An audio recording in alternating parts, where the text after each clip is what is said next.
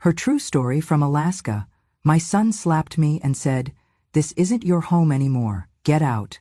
After my husband's funeral, so I did, and took the mortgage with me. By morning, the locks worked, but the bank didn't. "This isn't your home anymore, get out." The words hit harder than the slap that followed. My son's hand cracked across my face with a force I never imagined he was capable of. Not physically, and certainly not emotionally, not toward me. But there it was, in the living room, not 5 feet from the casket where his father still lay, surrounded by wilting lilies and the low murmur of mourning relatives. My face burned, not just from the impact, but from the betrayal. I said it clearly, didn't I? "Get out," he seethed, his voice no longer recognizable.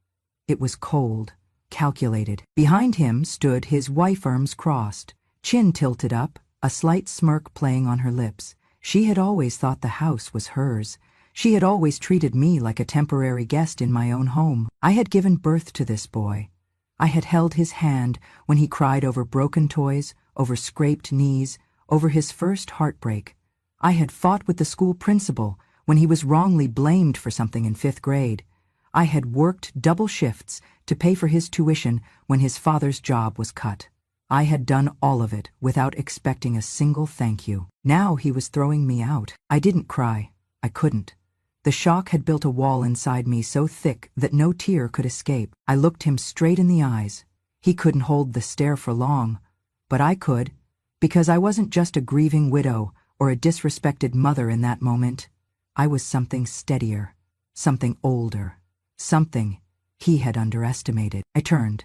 I didn't say a word. My suitcase was still in the corner of the hallway, barely unpacked from the hospital visit a week ago, my husband's final stay. I pulled it toward the door, my steps quiet on the hardwood floor we'd laid down together 37 years ago. I didn't take everything. Not my photo albums, not the ceramic angel from my mother, not even my favorite quilt, but I did take something they'd regret losing. I took the mortgage. The cold air slapped me again as I stepped outside, but it was kinder than my own son's hand.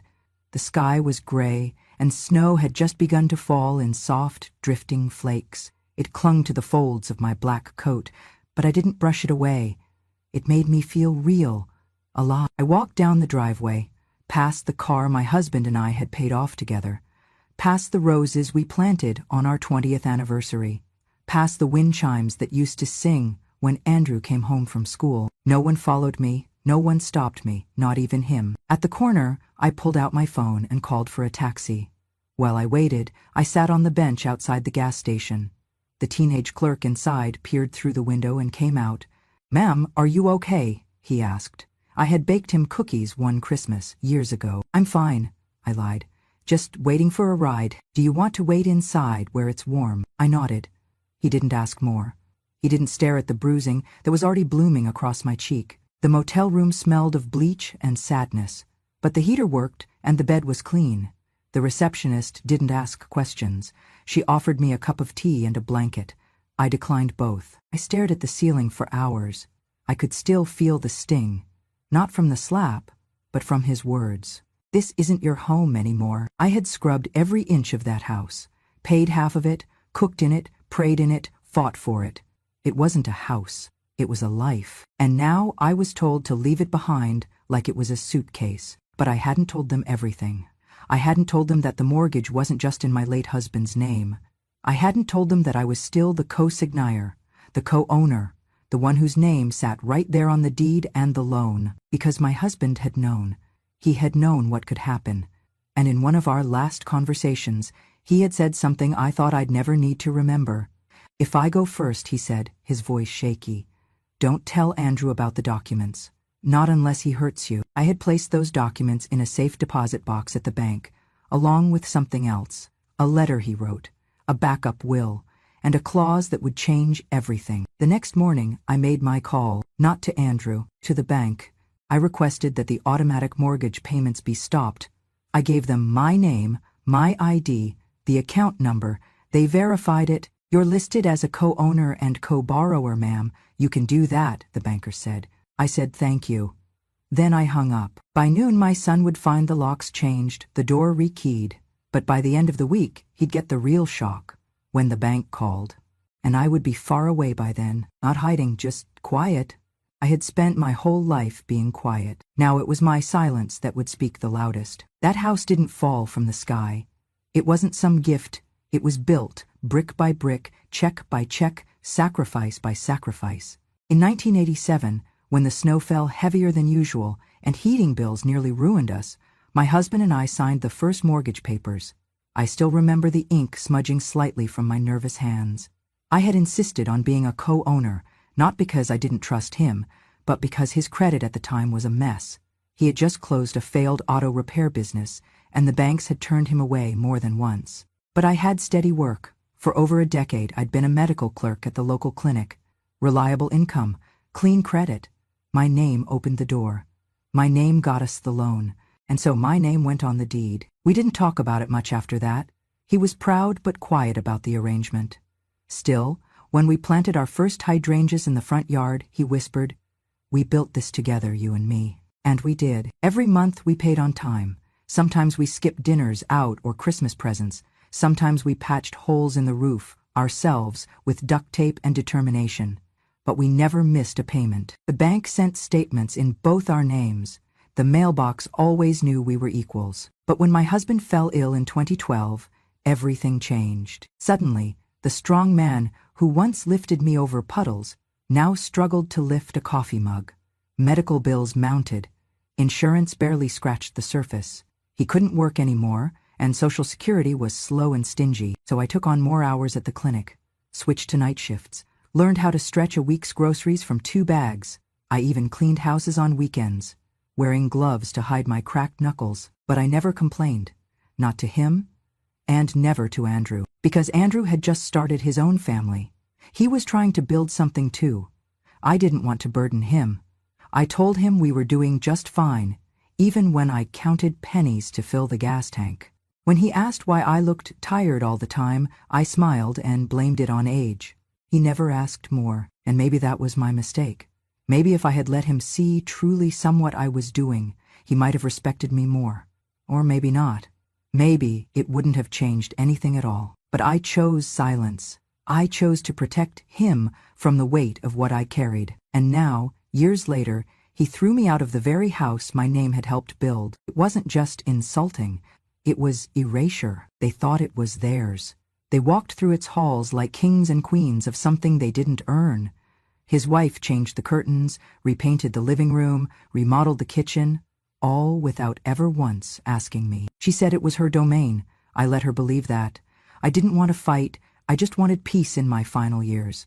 I thought if I gave them space, they would give me respect. Instead, they gave me orders. I remember one evening, just a few months ago, I was dusting the bookshelf when she said, "You really should ask before touching things. We're trying to keep the aesthetic consistent." It was my bookshelf, my books. Even the shelf had been built by my husband's hands. I went back to my room, shut the door, and cried quietly for the first time in a long time. Not because of her words, but because I saw what was coming. She was rewriting the narrative, and Andrew let her. He started calling it their house in conversations, stopped asking for my opinion, treated me like an extended guest, tolerated but not welcomed. I watched it all, silently. I didn't push back.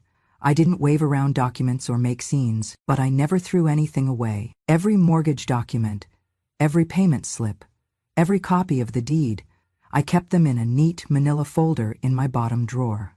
And when my husband died, I took that folder and placed it in a safe deposit box at the bank, along with a backup copy of his will and a letter he left for me, just in case. I had protected Andrew his whole life, but I had protected myself too. Now when they slammed that door in my face, they thought they were finally in control. They didn't know the history. They didn't know the house wasn't just wood and drywall and paint. It was names on paper, and one of those names was still mine. A week before he died, my husband called me into the bedroom while Andrew and his wife were out buying groceries. He was lying in bed, thinner than I had ever seen him, the curve of his bones showing through his flannel pajama top. But his eyes were sharper than they'd been in weeks. "Come sit," he said, patting the edge of the mattress. I sat.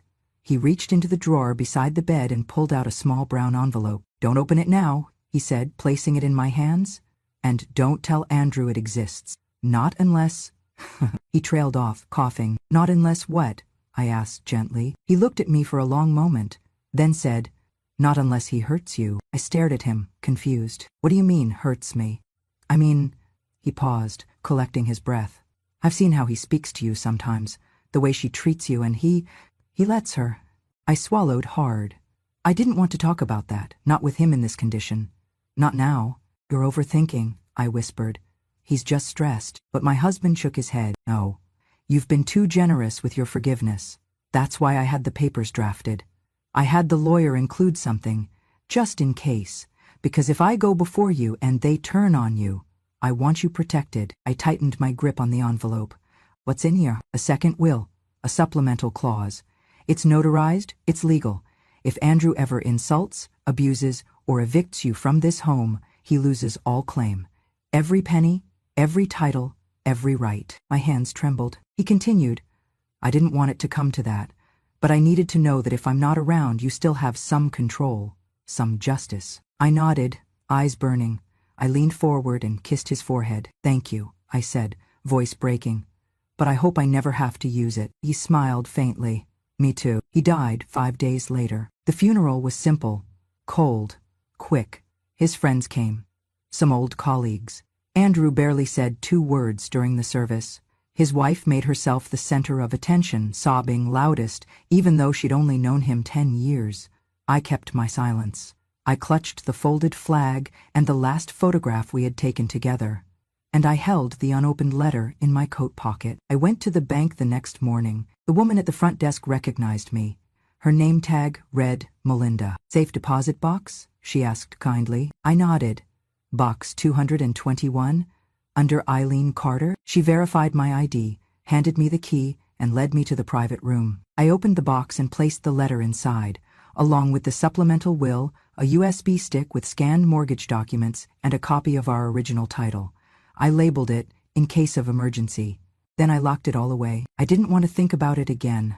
I didn't want to imagine a version of the world where my son would make me need it. But now that version had arrived. 3 days after the slap, I returned to the bank. Melinda wasn't there. A new clerk helped me, a young man who looked barely 20 but spoke with care. In need of access? He asked. Yes, I said.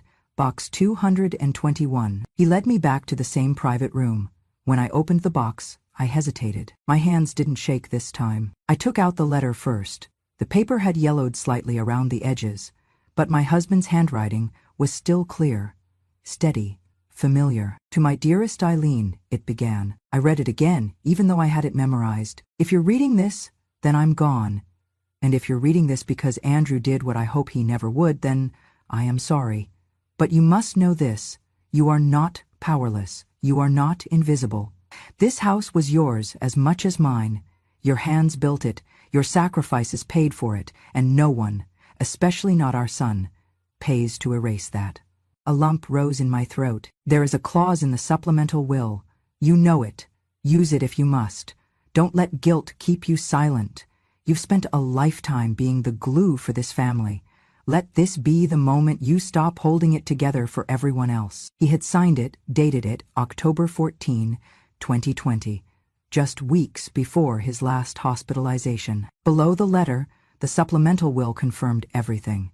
It named me as primary executor, custodian of the estate, and included a very specific clause. In the event that my son, Andrew Carter, physically or verbally abuses my wife, Eileen Carter, or attempts to evict her from the family home, all inheritance rights under this will shall be null and void.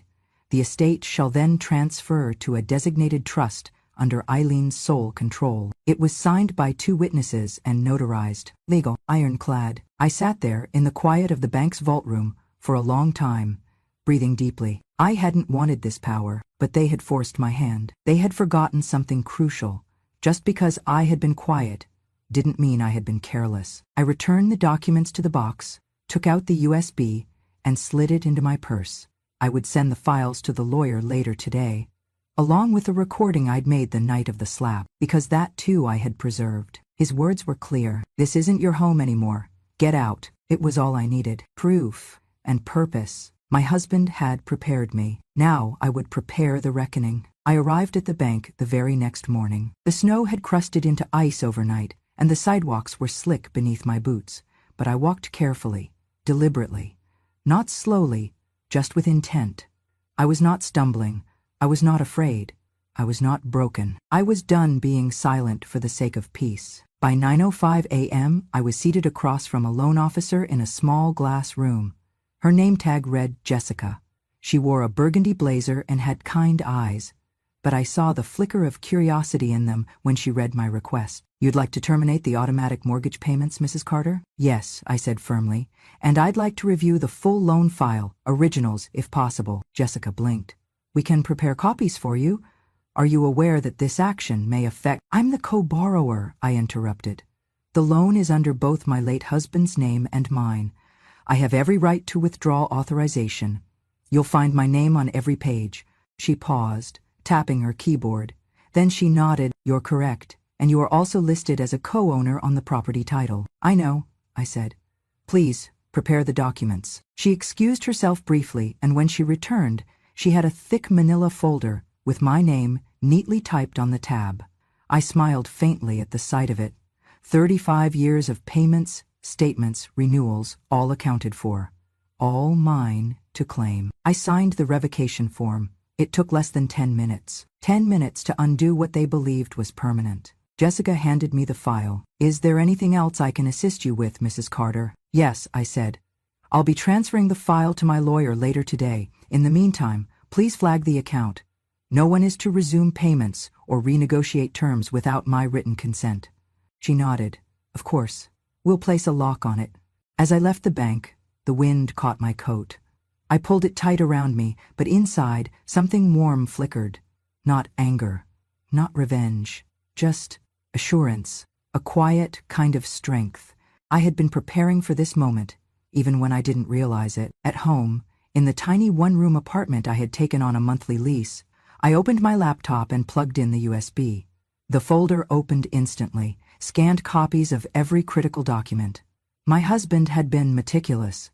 He had labeled each file by date, by type, by legal reference. At the bottom, I added one more, the recording from the night Andrew slapped me. I had recorded it out of habit. After my husband's first stroke, I had developed the habit of recording important conversations, doctor's instructions, medication lists, even grocery orders. That night, I had been carrying the same small recorder in my coat pocket, intending to make a note to refill my prescription. Instead, it captured everything. His voice, the slap, the exact words, "This isn't your home anymore. Get out." It was damning, clear, unmistakable. I uploaded the file to a secure drive and emailed it to the woman who had helped my husband draft the supplemental will, his former attorney. Subject, RE urgent. Activation of Clause 17B. I attach everything, the recording, the scanned will, the mortgage file. 5 minutes later my phone rang. "Mrs. Carter?" "Yes." "This is Megan Dale. I received your email. I've reviewed everything." Her voice was calm, steady, professional. "I want you to know, I'm sorry for what happened, but more importantly, you've done everything right." I said nothing. Megan continued. "Clause 17B is valid. The audio recording verifies both verbal abuse and unlawful eviction. As per your husband's will, your son forfeits all inheritance rights, effective immediately. Can you act on this now?" "Yes. I'll file the notification today. We'll issue a cease claim letter to your son's attorney and freeze all disbursement of estate assets. Do you have a place to stay?" "For now," I said. "I'd advise we schedule a formal review this week. But in the meantime, rest assured, you are no longer powerless." I thanked her, and I hung up. At night, I sat in the armchair by the window. The motel was modest, but the view was clean. No traffic, no yelling, no passive-aggressive sighs at dinner. Just silence. Not the silence of being ignored, the silence of being free. I thought of my husband, how he had anticipated this, how he had worried. Not about death, but about what would come after. About me, left behind in the care of a son who forgot how to care. I had forgiven Andrew many times in life, for the missed birthdays, the short tempers, the little lies. I had told myself that was what mothers did. That love meant enduring. But love should never mean erasing yourself to keep the peace. I had done that for too long. The next day, Megan filed the necessary documents. The court issued a preliminary freeze on the estate. My son would be notified within 48 hours. At the same time, the bank processed my mortgage suspension. The system would flag any future payments as unauthorized. In the language of finance and law, I had become a wall. A legal, financial, and emotional wall that Andrew could no longer scale. I didn't call him. I didn't warn him. I simply acted, silently, precisely, because the most powerful thing a woman can do is remember everything they forgot she knew. The first time I saw it was through someone else's phone. I was at the pharmacy, waiting for my prescription, when the young woman behind the counter, who used to babysit my neighbor's twins, showed me a post. "Mrs. Carter, I didn't know you moved out. Your daughter-in-law's been posting about the renovations." I stared at the screen. There it was, a bright, staged photo of the living room where my husband and I had once danced on our 25th anniversary. Now stripped bare. New flooring, white and gold curtains, a cream leather sectional, caption, "Fresh start, goodbye to the darkness, hello to our forever home." Darkness, that's what she called me. I nodded politely, took my bag, and walked back to my apartment without saying a word. But in my chest something began to settle. Not anger, not sadness. It was the strange, bitter taste of clarity. They truly believed they had won. They thought I had slinked away like an old coat they had finally donated. Outdated, no longer useful. They had no idea what was coming. The photos kept coming. Their kitchen remodel, their new mattress, a chandelier in the hallway. Finally ours. The captions read, she posted a boomerang video of Andrew hanging a framed sign that said, "Love lives here." They were nesting, boasting, inviting friends over for wine nights and charcuterie boards served on the dining table my husband built with his own hands. And through it all, not one message, not one call, not even a thank you for the decades I had poured into those walls. But then, exactly 31 days after I terminated the mortgage payments, the notice went out. The bank, efficient as always, sent a formal letter to the primary address on file. Subject, default notice, Carter residence. Due to the co-borrower's revocation of payment authorization and failure to meet scheduled obligations, the mortgage is in breach of contract. If not resolved within 15 business days, the property will be marked for foreclosure and repossession. I didn't have to be there to see their faces, but I imagined it clearly. The silence as the envelope was opened, the disbelief turning to confusion, the frantic scan for a mistake, the quick turn to anger, then the dawning horror, because they didn't know, they had never read the fine print. They'd assumed I was just an old woman with no teeth left to bite. But I was the teeth, I was the signature, I was the name beside their dream. And now I was the reason it was unraveling. Andrew called that evening. His name appeared on my phone for the first time in over a month. For a moment, I considered letting it ring, but I wanted to hear it. Just once, I answered. His voice was hoarse, not angry, yet just confused. Small. "Mom?" I said nothing. I don't understand. We got this letter. About the house. Something about a foreclosure? What's going on?" Silence. Did you do something to the payments?" I waited 3 full seconds. Then I answered, slowly. "Yeah." Another pause. "Why?" His voice cracked. "Why would you do that? We're going to lose the house." I didn't respond. "Mom, please," he continued. And now he was crying. I could hear it, the heavy, uneven breath of a man who had only just realized he was fallible. "We didn't mean it. It was just, emotions were high after Dad's funeral. We weren't thinking." "You weren't thinking." That's what they always said when they wanted to erase a choice they had already made. "Please," he whispered. "We can fix this. Just tell the bank it was a mistake. Restart the payments. We can talk. We can figure something out." I closed my eyes. This was the same voice that had ordered me out, that had stood silent while his wife stripped my life from the walls and painted over it in beige. "I can't," I said simply. "But it's your house too." "No," I interrupted, calm as glass. "You told me it wasn't. Remember?" Silence. I didn't wait for a reply. I pressed the red button and ended the call. Then I blocked his number. I sat by the window that night, listening to the hum of traffic outside. I drank a cup of chamomile tea and pulled the blanket over my lap. There was no satisfaction in hurting him, but there was peace in protecting myself. They had thought they'd won, but they never even knew the rules. I arrived late on purpose. The family meeting was already underway in the living room of my sister-in-law's house-neutral ground, as they called it. A long table had been set, coffee brewed, plates of lemon cookies laid out, like we were gathering for a garden party rather than an execution. Andrew sat at the head of the table, next to his wife, who wore a pale pink blazer and a smile like porcelain, fragile and fake. When I opened the door, all conversations stopped. I didn't apologize for being late. I didn't greet anyone. I walked in with my tote bag over one shoulder, coat still on, boots wet with melting snow. I made no excuses and gave no explanations. I simply walked to the center of the room, set the tote down, and began laying out what I had brought. 1, 2, 3, 4, each item placed carefully on the table. The original will, the supplemental will, the USB with the audio recording, a notarized copy of the mortgage agreement. No one said a word as I sat down across from Andrew. His eyes were already wide. His wife's fingers tightened around the edge of her chair. I folded my hands in my lap and looked to Megan, my lawyer, who had arrived 15 minutes before me, per my request. She stood. "Thank you everyone for coming," she said, her tone calm and professional. "I represent Mrs. Eileen Carter, widow of the late Mr. Thomas Carter. The purpose of this meeting is to formally disclose the legal updates pertaining to the estate of Mr. Carter." Andrew raised a hand, already flustered. "Wait, why is this happening now? I thought everything was all ready." Megan didn't blink. "Please allow me to finish." He shut his mouth. She picked up the supplemental will. This document, signed and notarized in 2020, includes a clause, Clause 17B, that specifically states, should the heir, Andrew Carter, engage in any verbal abuse, physical harm, or forceful eviction of Mrs. Eileen Carter, all inheritance rights shall be immediately revoked. Gasps rippled through the room. A cousin whispered, "Eviction?" Megan nodded.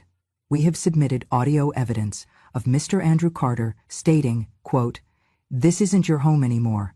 Get out.' This occurred within hours of Mr. Carter's funeral." Andrew stood suddenly, knocking his chair back. That was taken out of context. Megan calmly reached into the bag and pulled out a small speaker. She pressed play. My son's voice filled the room, loud, clear, undeniable. "This isn't your home anymore. Get out." Then the sound of a slap, then silence. The room was frozen. Eyes flicked between me and him. No one moved. Andrew looked like he'd been punched in the gut. I stayed quiet. I didn't need to speak. The words had already spoken for me. Megan paused the recording. "As a result, under the legally binding terms of this will, Mr. Carter forfeits all claim to the estate. Full ownership of assets, including the family home, is transferred to Mrs. Eileen Carter." She turned to me. "You may choose to enforce this or seek negotiation. The law is entirely in your favor." I looked around the table. The aunts and uncles who had stayed silent when I was pushed out, the cousins who hadn't called, the same family who had always seen me as a background character in my own story. Now they saw me. Now they listened. Andrew sat back down, trembling. "Mom, please," he whispered. "I didn't mean it. I was grieving. I was upset. You know me. You know I wouldn't." "You did," I interrupted. My voice was soft, measured, unshakable. "You did it in front of your wife, in front of your father's body. And you didn't stop there. You changed the locks. You posted pictures of my kitchen, calling it your forever home. You knew what you were doing." His wife opened her mouth to speak, but Megan raised a hand. "This is not a debate. The documents are in order. The law is clear." Andrew buried his face in his hands.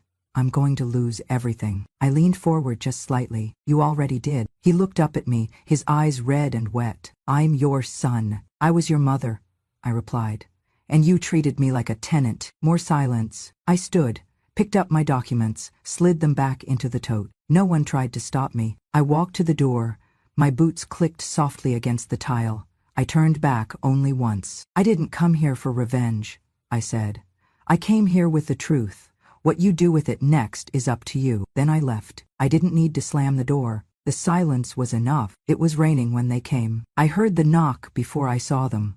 3 soft taps, almost timid, followed by silence. Then another, hesitant, as if they weren't sure if they should knock again or just leave. I opened the door slowly. Andrew was standing in the hallway of my apartment building, soaked through, rain dripping from his collar. His wife stood a step behind him, her eyes red-rimmed but dry. He looked older than I remembered, older than a month should have made him. He wasn't wearing a coat. "Mom," he started, voice cracking. I didn't say a word. I didn't know where else to go, he stammered. "They said the house, the foreclosure, the letter. I tried to get them to stop it, but they said I wasn't authorized, that the payments had been suspended, that I had no standing." "You don't," I said flatly. His face twisted. He fell to his knees, right there on the old carpet outside my door. "Please, Mom, I'm sorry." "We're sorry." His wife bowed her head, but didn't kneel. She held her purse tight to her chest, her fingers clenched like claws. For the first time, she looked less like a woman in control and more like someone who had been cornered by consequences. "I made a mistake," he whispered. "We both did. We let our pride get in the way. We thought we were doing what was best, but we were cruel, and we were wrong." Still, I didn't move. "Just, please, Mom, if you could talk to the bank, reinstate the mortgage, let us take over payments. We'll pay everything. We'll make it right. You can come home. Or not, whatever you want. Just don't let us lose the house." I opened the door wider. He looked up, hope flickering. I didn't invite them in. Instead, I stepped past them into the hallway and reached into my purse. I pulled out a folded document in a clear sleeve. "This," I said, handing it to him, "is the deed transfer. As of yesterday, the house is no longer mine." He blinked, confused. "What?" "I sold it," I said. "To who?" his wife asked, her voice sharp with panic. "To the Elder Protection Foundation," I said. "They'll convert it into a transitional home for senior women who've been displaced. Women like me." Andrew's mouth opened, but no sound came out. "You sold it?" he whispered. I nodded. "Cash buyer. Immediate transfer. It's done." "But," his hands trembled as he clutched the paper. "Why would you do that? It was our home." "No," I corrected. "It was never yours. It was built by me and your father, paid for by my sweat, my second jobs, my silence. You lived in it, you used it, but it wasn't yours." His wife finally spoke. "That was a mistake, okay? We got carried away. You could have talked to us." "I tried," I said. "Every time I was dismissed at dinner, every time you rolled your eyes when I spoke, every time you walked past me like I was furniture, I spoke plenty. You just didn't listen." Andrew looked at the floor. His shoulders shook. "I don't want your apology," I said. "I want your understanding." "I do understand," he said, tears falling freely now.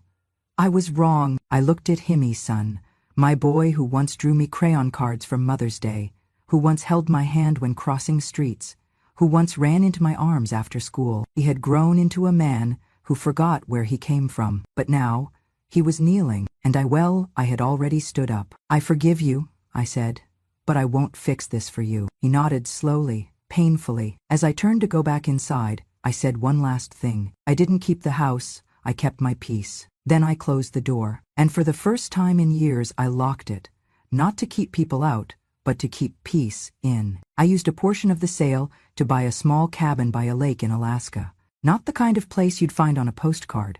No fancy renovations, no hot tub, no Instagrammable corners, just 4 sturdy walls, a wood stove, and a view that made the silence feel like music. The first morning I woke there, I stood barefoot on the porch with a mug of coffee warming my hands and watched the mist rise off the water.